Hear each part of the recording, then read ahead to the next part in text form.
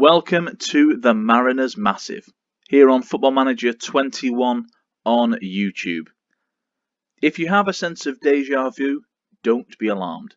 We did play Melbourne City last time out, but due to the A-League schedule, we have them again in quick succession. This is, however, our last meeting with the Citizens this season. We've made 4 changes to the team. We actually played MacArthur Bulls in midweek. We'll review that on Sunday in the A-League rundown. However, changes have seen Urena and Ruiz Diaz drop to the Pine, along with Lewis Miller. Stefan Negro is in, and our front 4, Jankovic, De Silva, Janota and Simon, they all start. For Melbourne City, look for Ben Garuccio to play as a left winger. So last time we played them, I believe it was Scott Jamieson that they had out there. Didn't really make much sense, although he played very well. Garuccio, another strange pick. So I sense that there is a dearth of left-sided players in the Melbourne City squad. I'm not interested in talking to Michael Rogers. Here we are. So as you can see, a 4-4-2, not something you'll see City play this year, with Naboot off Jamie McLaren and Garuccio on the left. For ourselves, we've got the 4-2-3-1. Pretty settled now. It's just the players that change in between. And as you can see, the A-League table, 2 teams at the top, ourselves and Wellington Phoenix, on 13 points. Today we are playing in our away kit, and just as we get underway, first thing to do is going to encourage the boys, see if that makes any difference, but I'm also just going to check our opposition instructions. So a bit of a tip for you, always check what's happening.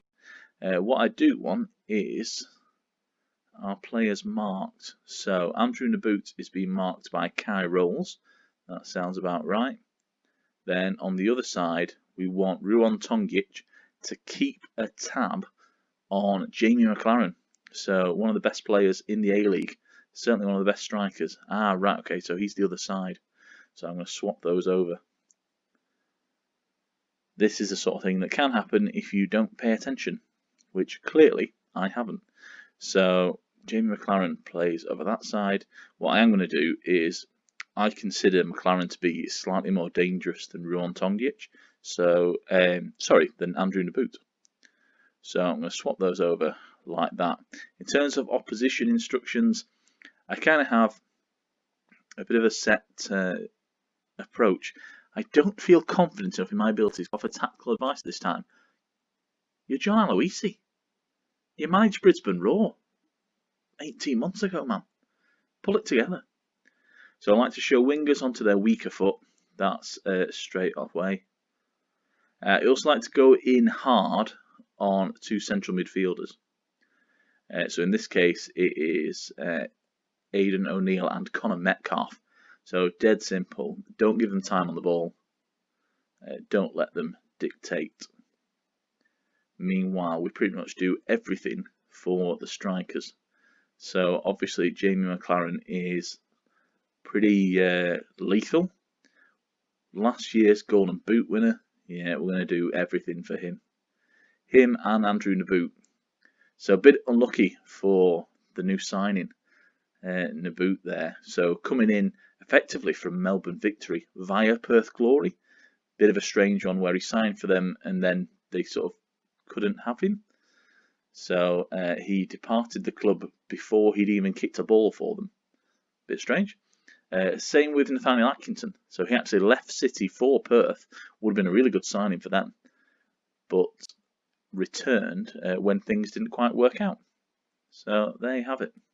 And in fact, what we're going to do as we look at the formation is I want to see City's formation and just see how that changes through the game, if at all.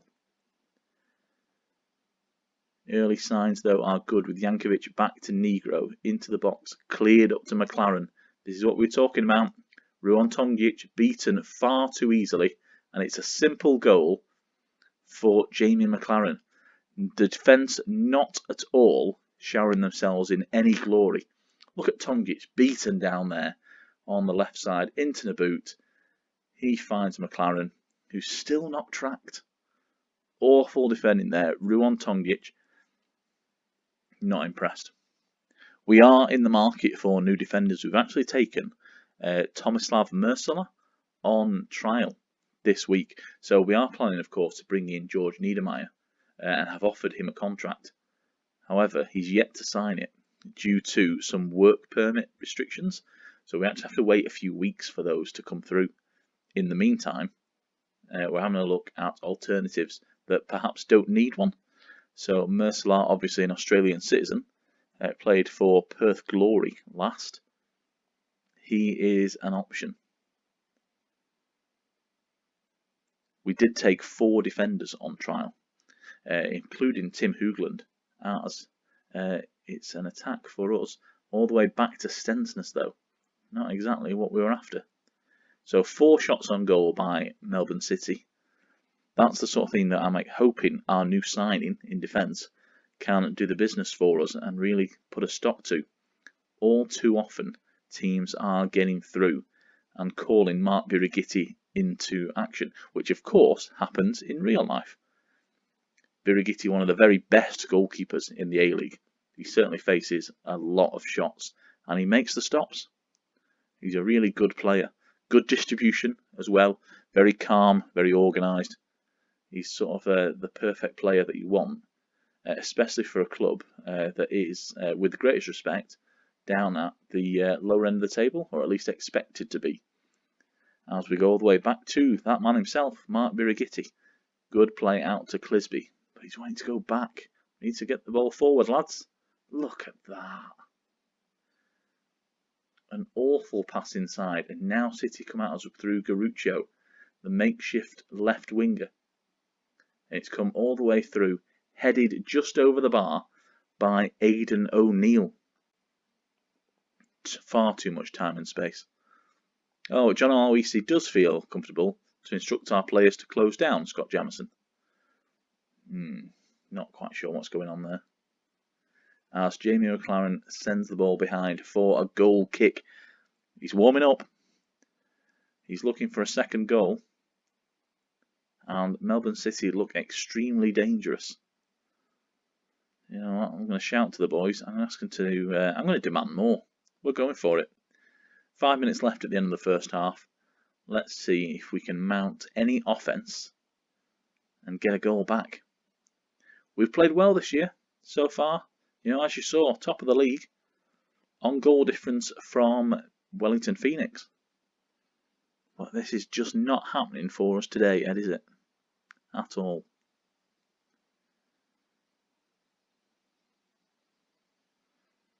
Let's get the lads back in the sheds. As Royston Griffiths makes a clearance. There we go. What a poor game of football. And this is in complete contrast to... in fact, I'm going to thrash the arms. There you go. That's got you motivated. Thrashing a few arms. As I was saying, in contrast to the real life A-League, which has seen game after game of really good football, hardly a bad one amongst them.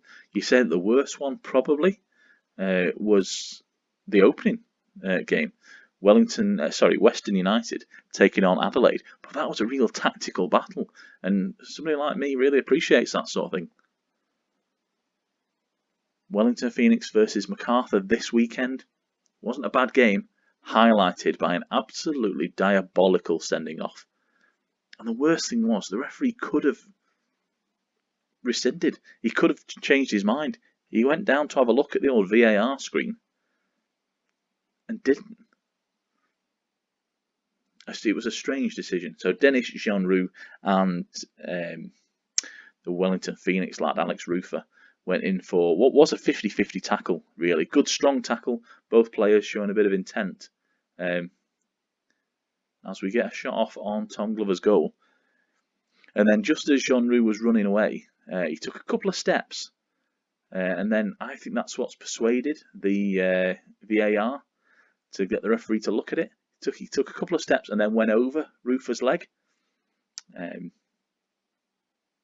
don't think Rufer made any movement towards the ball though, as Metcalf doubles Melbourne City's lead. It was a really poor red card. The problem the FA have is, or the review board, is that they want to back the referee. They always want to do that. Where possible, they will back their man. And that's why his punishment has been downgraded to that of a 1-game ban rather than 2. I mean, it's not much, but it's something. So we're just going to make a few changes here. Not a great performance all round, it has to be said. Stefan Negro back in the team, a 6.4 rating. Let's see if we can bring on Lewis Miller. He's actually played well for us recently and was a bit unlucky to be left out, if we're truthful. We do want the ball at the other end of the pitch. That would be nice. As we've just freshened up there. Miller with the throw-in now. Involved straight away. Stensness to Bozanic. He hasn't really done very much, has he? As the ball comes over, and it's a good diving save by Tom Glover, getting a good hand on it. But Tongic back through now. Oh, you've got to win that ball. You've got to win it, and McLaren straight through. It's 3-0. We are getting hammered. So I did think we were going to lose the last game against Melbourne City. Managed to win that one, but Ruan Tongic having an awful day. He just can't lay a glove on him, can he? And his marking stats are good. He's a very good defender, good marker, but it's just not happening.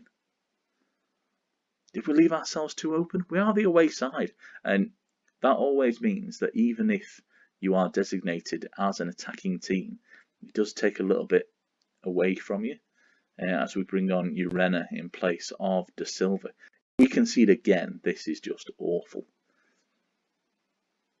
Yeah, suggestion there from John Aloisi. Big John. He wants Shane McLaren and Ben Garuccio closed down. A little bit after the horses bolted there, shutting the barn door. Thank you for that, Big John, though. Always a pleasure to have you with us. So surprised actually that the former Brisbane Roar boss accepted the contract offer to come and be an assistant here with us. It does seem a bit of a backward step for him as the ball makes it all the way back to Mark Birighitti. Big ball downfield.